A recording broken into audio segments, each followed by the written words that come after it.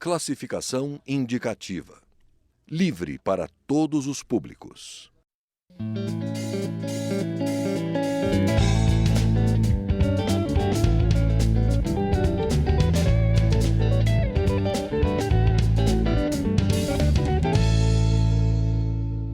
Olá! Está em análise na Câmara dos Deputados uma proposta que cria política nacional de incentivo às agroindústrias. Nas diversas cadeias produtivas do agronegócio, o segmento agroindustrial é responsável pela transformação das matérias-primas produzidas pela agricultura, pela pecuária, aquicultura ou a silvicultura destinados à alimentação. Mesmo com a crise econômica que o país enfrenta, o setor ainda tem previsão de crescimento para 2016.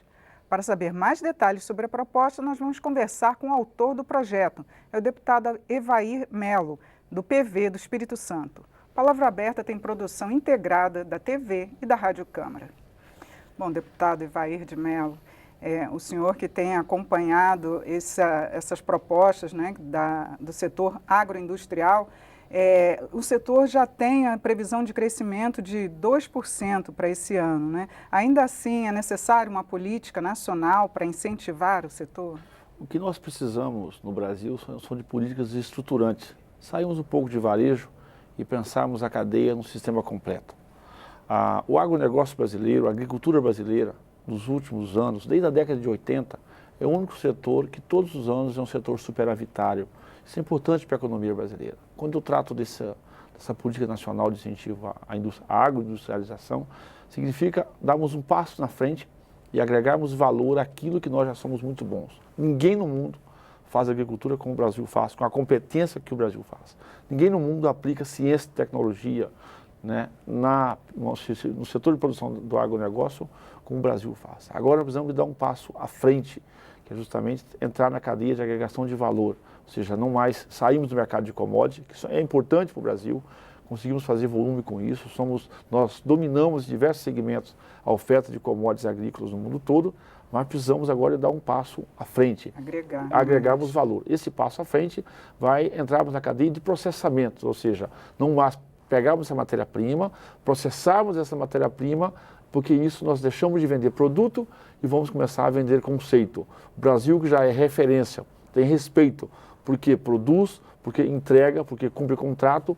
Agora o nosso desafio é construirmos a política macro para entrarmos no segundo momento, que é aperfeiçoarmos, darmos segurança jurídica, segurança sanitária, incentivos, darmos regularidade também a essa agroindústria brasileira, para que com isso possamos agregar valor, para que com isso possamos também vender a marca Brasil, ou seja, não mais só produto, o Brasil possa ser conceito, ou seja, é a agroindústria nossa, o agronegócio dando um passo à frente, contribuindo decisivamente para o PIB da economia nacional. E o que está previsto nesta política nacional? O primeiro passo que nós temos que estamos cuidando disso é trazermos para a formalidade, né, inúmeros milhares, centenas de milhares de agroindústrias brasileiras, independente do seu tamanho. É claro que a grande agroindústria brasileira ela já tem as suas questões muito mais bem encaminhadas. Mas o Brasil, pelo seu tamanho territorial, pela sua diversidade topográfica, pela sua diversidade cultural, né, o Brasil também é um grande campo de pequenas agroindústrias. O agroturismo, que é também um passo importante para que possamos também processar, não só nas grandes bases industriais, mas possamos incentivar a pequena e média empresa da agroindústria brasileira, para que possa ser processada no município, que vai fazer uma agregação de valor, tanto para o mercado local, também pensando no mercado exportador. Então, dessa política nós estamos cuidando, desde a política de crédito, a política de sanidade, a política de regularização, a política de comercialização, integrando toda a cadeia, para que possamos ter uma política chamada política guarda-chuva, para que o ministro da Agricultura, o ministro da Indústria e Comércio, o ministro da Fazenda, para que o Parlamento, para que as frentes parlamentares, para que a Embrapa,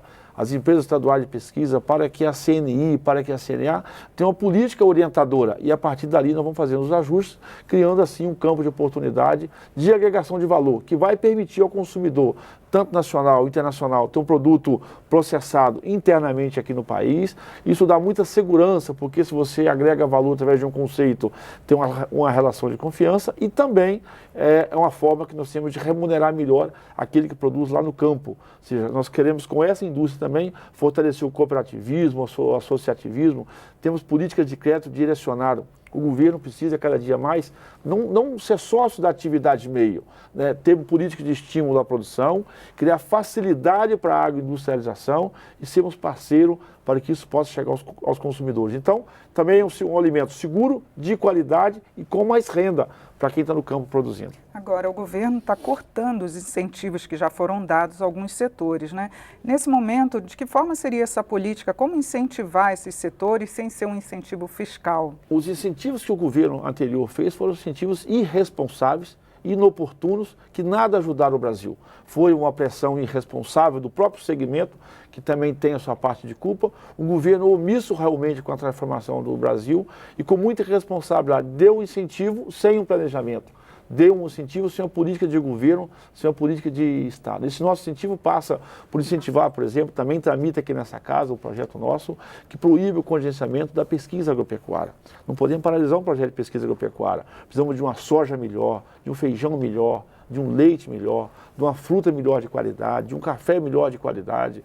De dentro aqui também podemos trabalhar com o manejo sustentável dos nossos recursos naturais. A pesquisa ficou realmente de fora, nesses incentivos. A pesquisa ficou de fora, ou seja, nós precisamos de fomentar a pesquisa, porque a pesquisa é a ciência e a tecnologia. Então, é isso que está fazendo o Brasil ser superavitário no setor do agronegócio.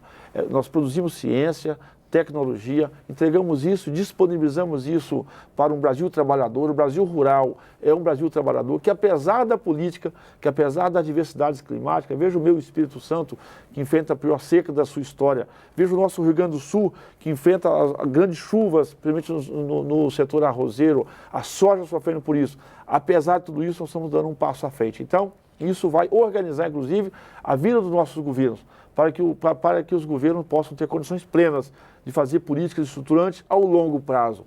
O planejamento para a agricultura não pode ser anual. Um plano safra anual é covardia.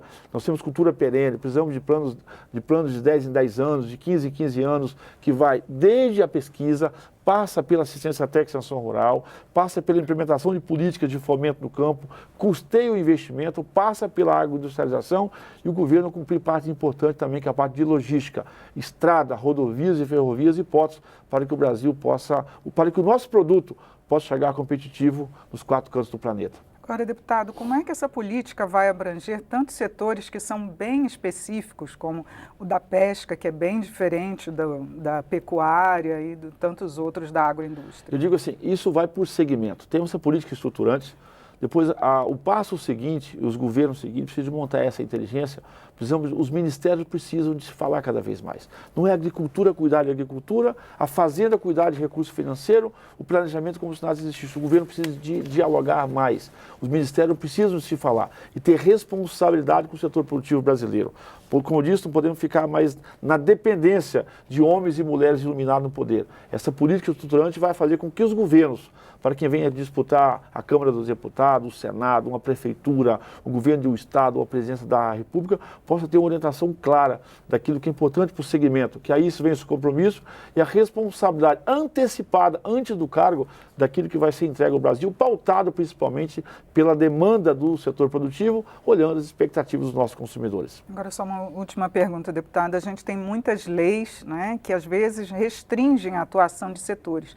Esse setor vem crescendo e mesmo assim está se prevendo uma lei para esse setor. Isso não engessaria um pouco esse trabalho que já tem sido feito e que está dando certo? Em hipótese alguma, essa proposição nossa ela vem justamente para dar um arcabouço chamado guarda-chuva, para organizar tudo isso. Nós não podemos mais ficar trabalhando no varejo. Precisamos ter uma política estruturante. Essa lei, ela não é uma lei proibitiva, ela é uma lei que organiza o papel dela, a função dela, e o relator deputado Goulart, que eu quero deixar registrado a competência com que fez esse relatório, ela organiza para que não trabalhamos mais no varejo e possamos trabalhar no sentido macro, para poder organizar o setor, para que todo aquele que tiver uma entrega importante, dentro desse escopo, possa ter uma orientação macro e fazer a sua entrega, como se fosse a caixinha. Então, cada um vai dar a sua contribuição na sua caixinha para que o escopo possa ser um escopo completo e a entrega ser uma entrega estruturante para o agronegócio, para a agroindústria brasileira. E não ser essas leis que pune, que castiga, que corrige, não. É uma lei macro que vai organizar a agroindústria no território brasileiro.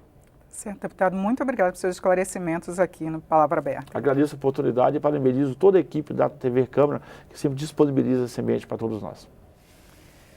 Nós conversamos com o deputado Evair de Mello, que é do PV do Espírito Santo. E você pode acessar esta e também as outras edições do nosso programa no site, que é o câmara.leg.br/palavra aberta. Eu sou Regina Assunção, agradeço a sua audiência. Até a próxima.